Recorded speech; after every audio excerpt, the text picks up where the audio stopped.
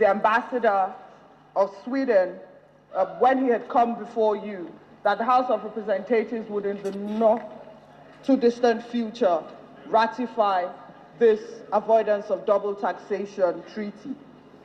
Mr. Speaker, sir, the emergence of growth and transnational enterprises have altered the legal and economic landscape of the world. To the extent, Mr. Speaker, sir, that even Nigeria's foreign policy, which amongst other things is citizen diplomacy, is also the attraction of foreign direct investment to our country. Mr. Speaker, because of that landscape, because we live in a world increasingly without borders now, Mr. Speaker, the goods and services transcend borders.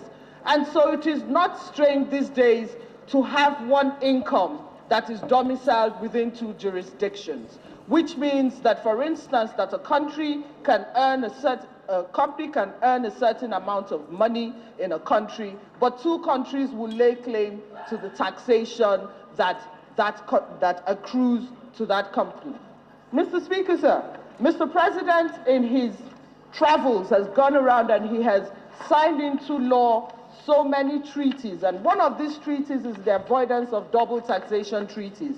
The reason for it, Mr. Speaker, and the reason why it is such a desirable treaty is that, Mr. Speaker, for a country like Sweden, for instance, there is a trade imbalance between Nigeria and Sweden. Nigeria's trade started at 20 million and it rose to 800 million United States dollars.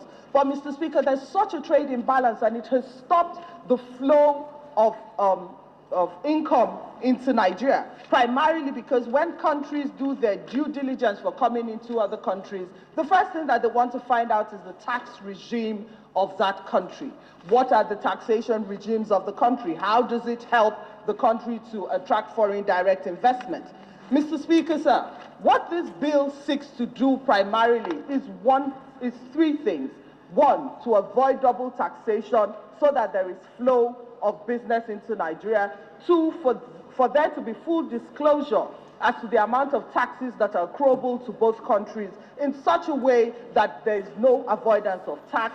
Three, formulate a resolution, a mode of resolution of tax confusion so that there is clearance as to who is paying what. And also, Mr. Speaker, sir, let me say that Nigeria has entered into has ratified 13 avoidance of double taxation treaties.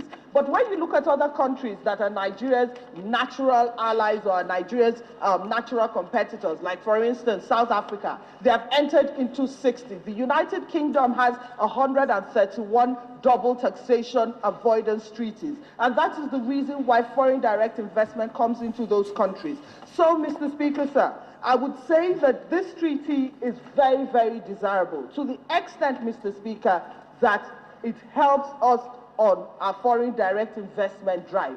But also, Mr. Speaker, one thing it also does, that what Parliament is doing today is very novel to the extent that it also tells the rest of the countries, the rest of the world, that if Nigeria enters into treaties with any country, that this Parliament is up to her responsibility in ratifying these treaties in such a way that Nigeria will indeed gain from a world that is without borders. But, Mr. Speaker, let me say that this has to go to second reading, and we as Parliament must go over it with a fine-tooth comb.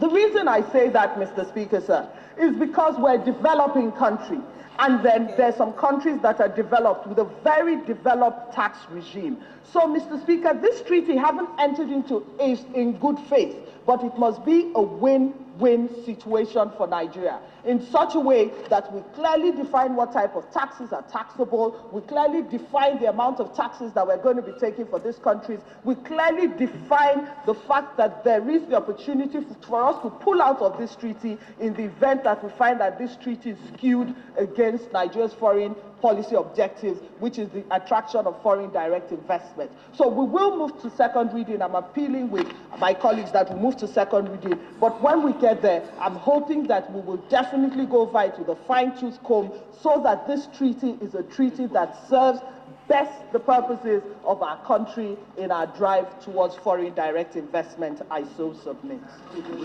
Chairman, treaties.